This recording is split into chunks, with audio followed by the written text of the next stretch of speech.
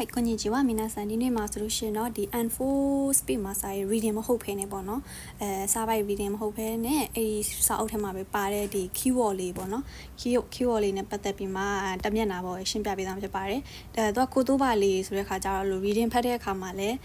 ထက်ခါဖတ်ပေးခြင်းအပြင်ပေါ့နော် reading ဖတ်တဲ့အခါမှာလည်းတော်တော်လေးကိုထောက်ကူပြုပြီးတော့မှကိုယ့်ရဲ့ vocabulary စွမ်းရည်ကိုလည်းပိုပြီးမှမြင့်တက်စေပေါ့နော်အဲဒါကြောင့်မို့လို့ဒါလေးကိုဖတ်ကြည့်မယ်အရင်ဆုံးတိုင်းပေးလိုက်မယ်ပေါ့နော်မြန်မာလိုဒိတ်ပဲပေါ့နော်မြန်မာလိုဒိတ်ပ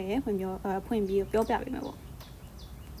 ဆိုတော့ဂါကိုဆိုတာကကြတော့ကြောင်းပြောတာကျော်ရှိစုဆိုရင်じゃစာသင်ခန်းနောက်ခါတိုက်ခုကန်ဆိုတာကကြတော့ဂျင်းကိုမှသူကအားကစားခန်းမှာပေါ့ကျောင်းနေမှာရှိအားကစားခန်းမှာလို့ဟာမျိုးပြောတာနောက်ခါတိုးရှော့ကန်ကကြတော့စာကြည့်တိုက်ရိုကဆိုတာက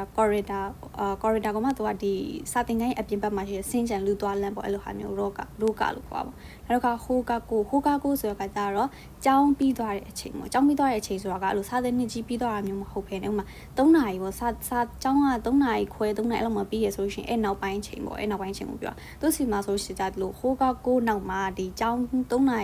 ရီခွဲပေါ့နော်လို့ပြီးသွားတဲ့နောက်မှာဆိုလို့ရှိရင် club activity တွေပါလောက်ကအမျိုးရှိရလေအမျိုးရှိရဆိုအဲ့ဒီလိုဟာမျိုးကိုတို့ဟိုကာကိုဆိုမှလိုမျိုးအဲ့နောက်ပိုင်းအတွက်တည်တယ်ပေါ့နော်စကလုံးလို့ရှိရဝတာရှိလို့စီမှာဆိုလို့ရှိရင်တော့အဲ့လိုမျိုးမရှိဘူးတိုင်း3နာရီခွဲဆိုနောက်ပိုင်းဆိုကျောင်းကျူရှင်သွားတာအင်ဂျင်နီယာလိုမျိုးပဲရှာပါနော်အဲ့လိုအချိန်မျိုးပြောရအောင်အဲ့ဟိုကာကိုဆိုတာကကြတော့ချီကိုကုဆိုတာကြတော့နောက်ကြတာချီကိုကုခရာဘူးဆိုတာကြတော့ club ဆောနာပြောတယ်အဲ့ကျောင်းစာတင်တဲ့ချိန်ပြီးသွားတဲ့အခါနောက်ပိုင်း join ရတဲ့အဲ့လို club activity ပေါ့နော်အဲ့လိုဟာမျိုးကိုခရာဘူးဆိုမှပြအဲ့လိုခရာဘူးကိုမှသူကစကာနော်ခရာဘူးဆိုလို့ရှင်ကြတော့ဘောလုံးကန်နဲ့အသင်းပေါ့နောက်တစ်ခါတင်းနစ်ဆိုလို့ရှင်လဲတင်းနစ်စနော်ခရာဘူးဆိုတင်းနစ် club ပေါ့စရှိတယ်အဲ့လို club လေးကိုပြောပြီးနောက်ဆူရဆူ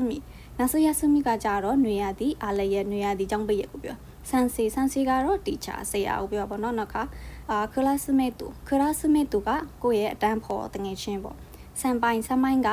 ကိုထက်ကြီးရသူပေါ့နော်ကိုထက်ကြီးရသူအဲ့လိုကိုတန်းထပ်ပုံမြင့်နေသူပေါ့စီနီယာပေါ့လားပြောနော်ခါခိုးဟိုက်ကကြတော့ junior ကိုထက်ငယ်တဲ့သူနောက်ခါခိုးဂိုင်းကာကူရှူ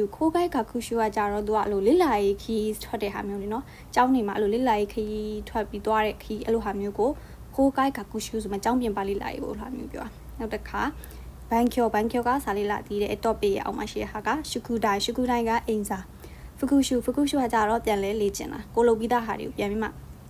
နောက်တစ်ချိန်ပေါ့အမှအမြန်လေးပြန်နှွေးတဲ့ဟာမျိုးပေါ့နော်အဲ့လိုဖကူရှူပြန်လေ့ကျင်တာပေါ့လို့ပြောနောက်ခါ test ကတော့ test စာမေးပွဲပေါ်တော့ပြောရန်ရှူကကြတော့လေ့ကျင်သည်နောက်ကရှိ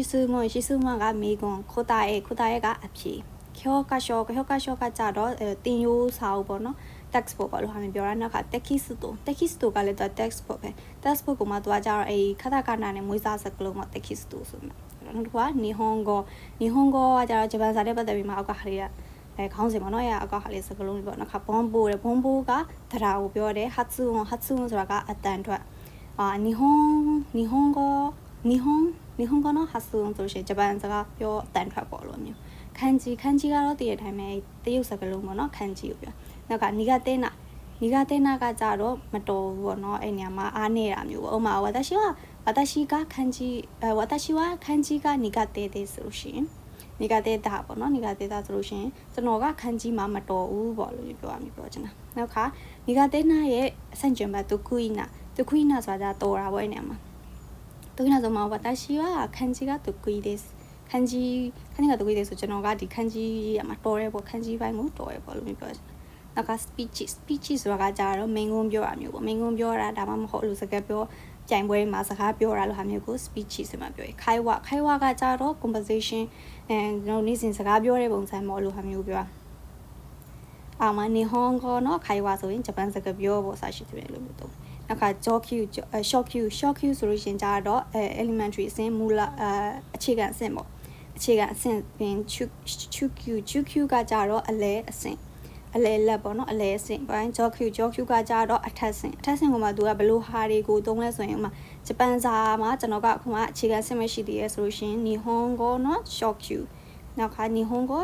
Q ဆိုရင်အလဲလက်ပေါ့နော်ဂျပန်စာအလဲလက်ဆင့်ပေါ့နောက်ခါကြော Q ဆိုလို့ရှင်ကြတော့နီဟွန်ဂို short Q ဆိုလို့ရှင်နီဟွန်ဂိုဂျပန်စာအထက်ဆင့်ပေါ့စရှိတဲ့ဖြစ်လိုနေမှာသုံးတာဖြစ်ပါတယ်ဟိုက် ကျော်ကဒီနေ့ကအားဆိုရှင်ဒီတက်မျက်နှာလေးပေါ့နော်တက်မျက်နှာလေးရဲ့ခိုတိုးပါဒီရဲ့ meaning လေးကိုပြပေးခဲ့တာဖြစ်ပါတယ်အနေငယ်ပဲဖြစ်ထောက်ကူပြုဖို့မျှော်လင့်ပါတယ်